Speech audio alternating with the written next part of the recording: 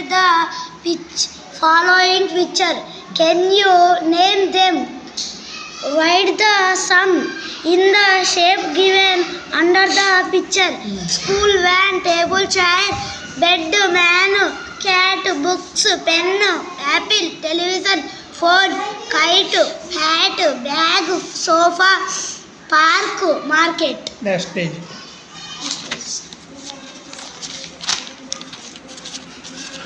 Look at the picture. Find things that are there in the classroom.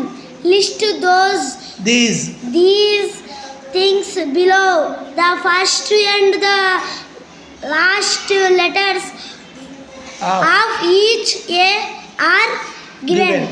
Teacher, blackboard, clock, table, chair, globe, books, chart, duster, register. Look at the following picture. Write their names. Then write them again under the correct Headings.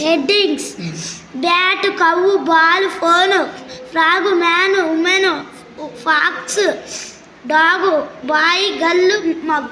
Very good.